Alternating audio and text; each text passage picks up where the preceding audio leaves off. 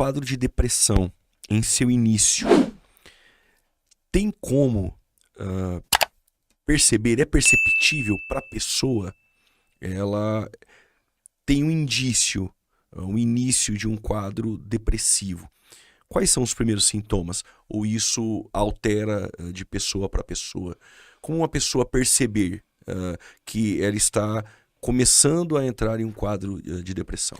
Tem alguns traços que são bem característicos da depressão. Ok. Por exemplo, isolamento.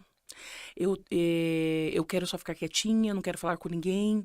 Eu começo a perder o prazer nas coisas. A pessoa começa, nossa, antes eu gostava de passear, uma viagem, hoje eu não gosto mais. A pessoa liga, vamos pra praia? Antes, nossa, eu tinha a alegria de pensar no final de semana com a família na praia, ou em uma chácara, e de repente eu não quero mais. Então, quando eu for perdendo o prazer, quando eu vou buscando o isolamento e o choro constante, parou.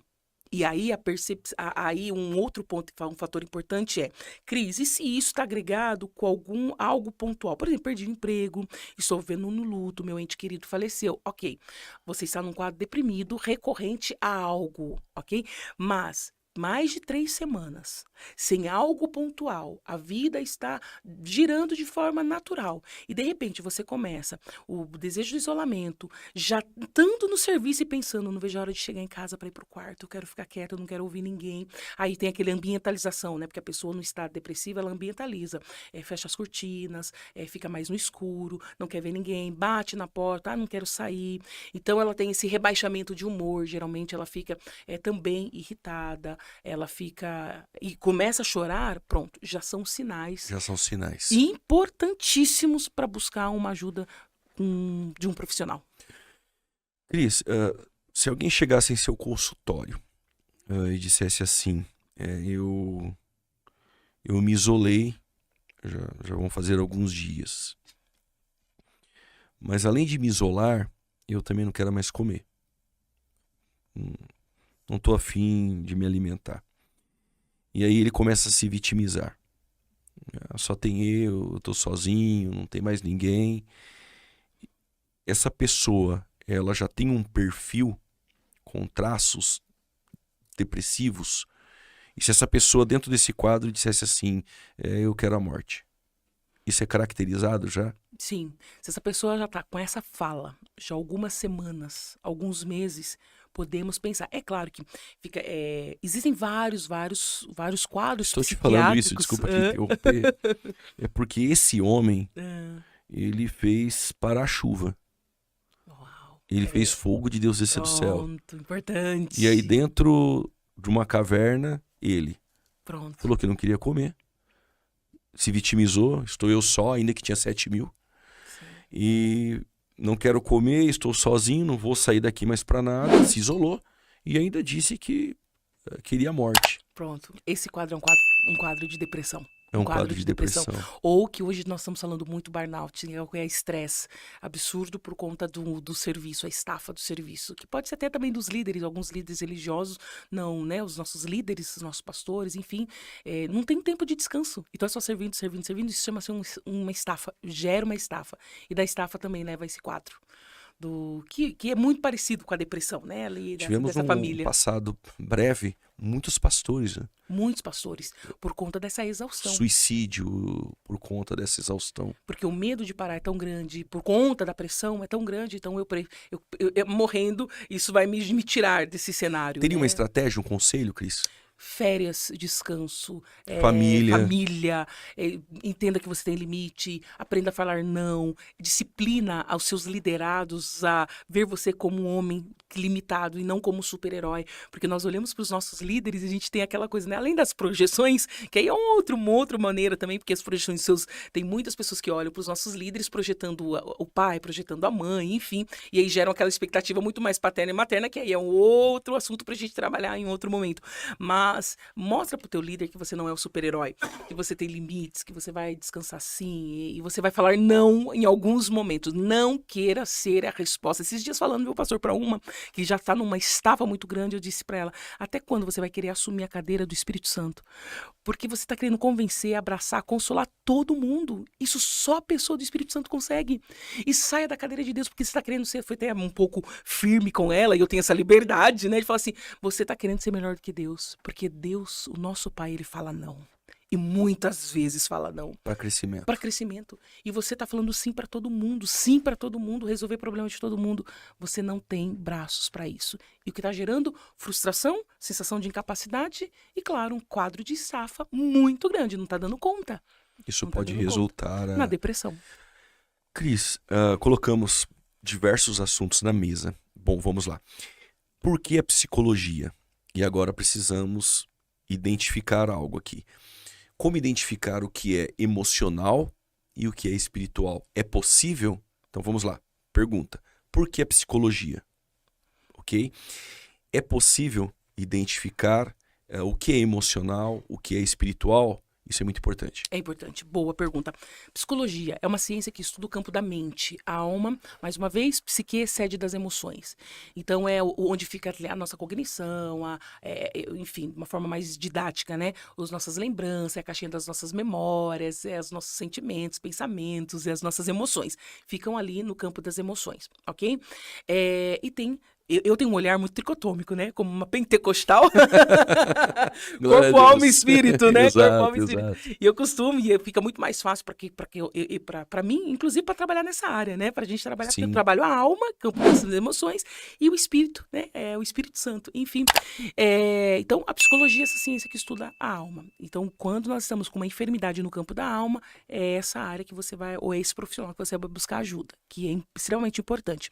Agora, como discernir se é algo que vem da alma ou do espírito, né? Se é algo espiritual?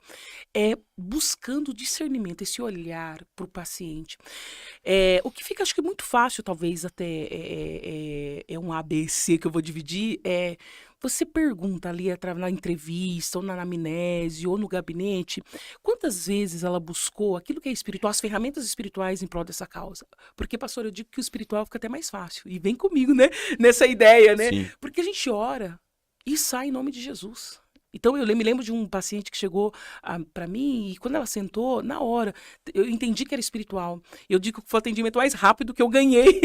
Isso é a importância Porque do psicólogo Isso, ser cristão. Identificar. exatamente. Porque aí eu entendi que a partir da conversa, eu falei, calma, isso não tem um enquadramento, nenhum transtorno. Tá parecido com uma esquizofrenia, uma psicose, mas ela tem coisas ali que não tem característica. E aí eu olhei para ela e bem baixinho disse, eu te repreendo em nome de Jesus. Porque ali ela começou a entrar numa possessão, né? Sim. Ela começou a entrar numa possessão e ela voltou normal, acordou. Aí eu falei, ferramentas espirituais, isso é espiritual. Então a família hoje está congregando em santidade, Glória a Deus. enfim, e está liberta.